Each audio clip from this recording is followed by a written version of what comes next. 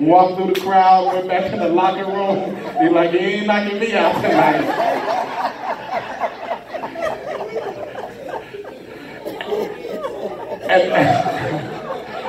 And we must forever be bold and confident enough where no matter what Satan comes up with or what he looks like, we've trained for this fight. And we will make necessary adjustments. Ministry are the necessary adjustments. Matthew 10:7, he says, preach the kingdom.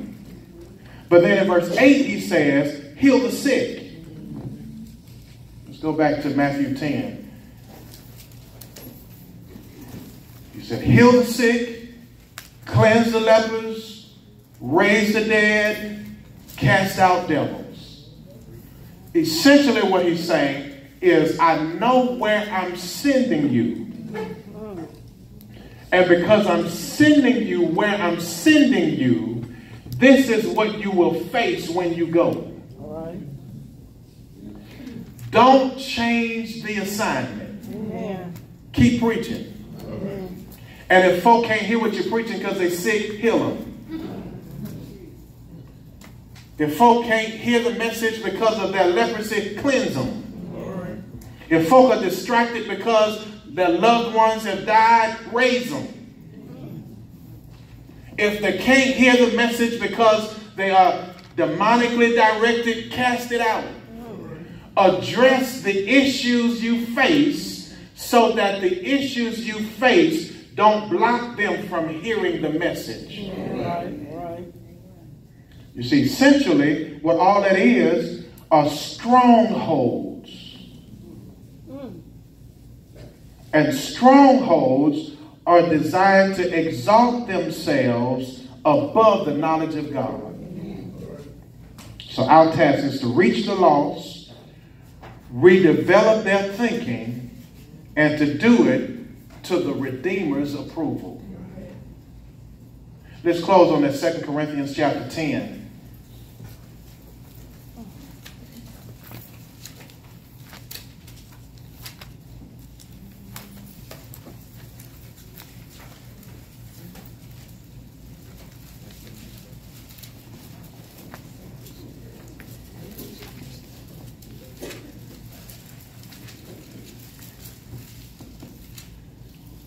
This will echo what I've just said about the kingdom and ministry being spiritual. Verse 3, 2 Corinthians chapter 10, if you're there, would you say amen? Amen. He says, verse 3, for though we walk in the flesh, we do not war after the flesh. Amen. If you are relying on anything tangible or visible, you are going out ill-equipped. Right. I don't care how intelligent you are, how learned you are, how intimidating you are. If that's what you are relying on, you're going out ill-equipped.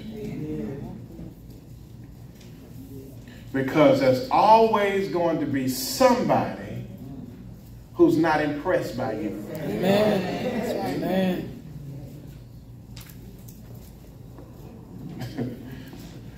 I don't care how talented you are, how skilled you are, there's going to be somebody who will not be impressed. That's right.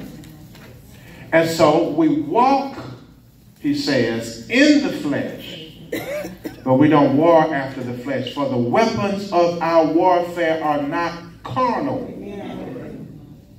but mighty through God to the pulling down of strongholds, casting down imaginations. And here's the key. And every high thing that exalted itself against the knowledge of God.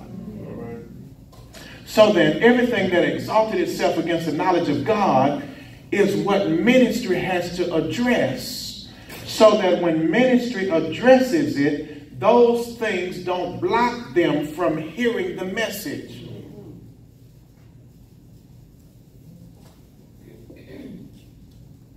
And those things can be minute and or massive.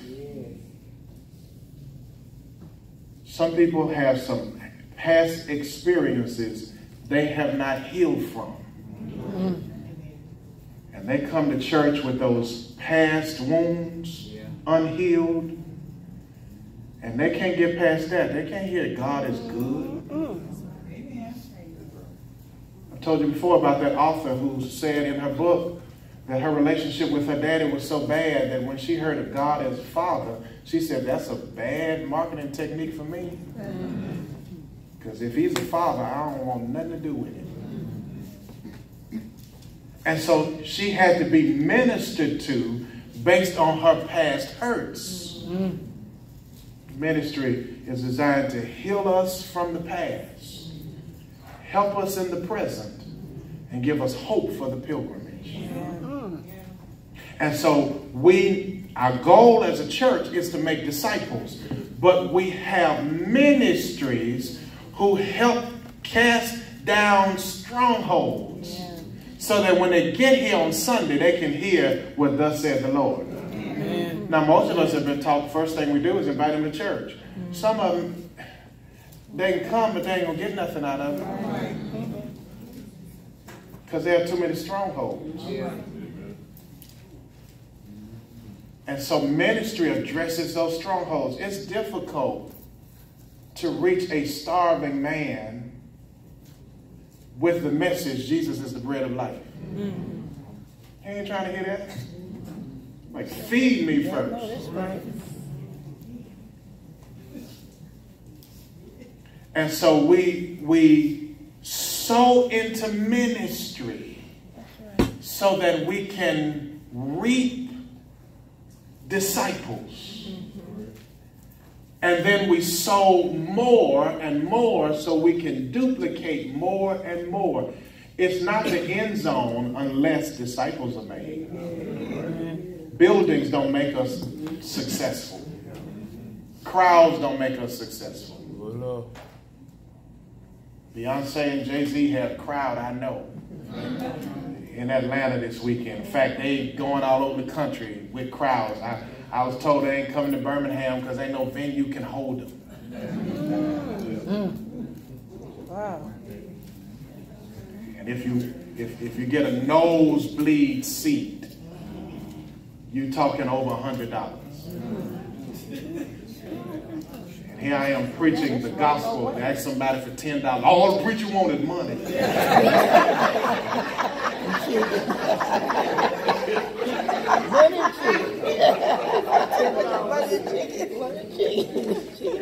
So a crowd doesn't mean we're successful.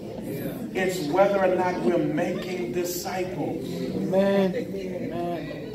And so ministries, and I'm going to close on this. A ministry that was good 20 years ago might be unnecessary today. Amen. Amen. There was a day where a church that was serious about evangelism and ministry had many buses. One of my first, not the first, but one of my first proud achievements as a pastor, the first church I pastored was when we got 2 vans. And we were filling those vans up. Most folk have transportation today. Right. So you don't have churches with a whole lot of vans and buses no more. That's true. So just because you have a bunch of buses and ain't nobody riding them, don't mean you have succeeded. Amen. What are the needs? Years ago, I was preaching in New York and went out to eat with some pastors, and there was one white pastor in the group whose name escapes my memory. But he said, "Pastors, I'm older than y'all." And he said, in the early 70s, I met with some other white pastors. And they didn't know how loyal I was to the black community, so they were sharing with me their secrets. He said, and they made a conscious decision that they would do all they could to make sure another Martin Luther King didn't come out of the black church. And Martin Luther King mobilized the people around community. And so the only way they could do it was to magnify the ministries of those who focused on individualism. And out of that grew stations like TBN, who would glamorize the ministries of folk who talked about my breakthrough, first personal pronoun, my deliverance, my victory, because they did not want the black community or the black church to mobilize around building a community. Amen. And y'all, that was in the 70s, and it's still working. Amen. Yep. It's still working. And so you're going to have to realize that those schemes, those tricks of the devil are the things we have to be robed to stand against. Yeah. So that we don't fall for that. Yeah. And we have to come together as a kingdom community and speak to the community. It's not just about my breakthrough. It's not just about your victory. It's not about any individual. It's about the kingdom. Amen. All right. All right. And if as an individual I have to give of myself for the community, it's worth it. Amen. Help me somebody. Amen. Because at the end of the day, Jesus is not coming back for one person. Amen. All right. He's coming back for the church. Amen.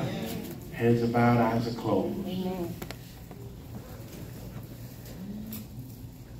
Each person is praying that the Lord would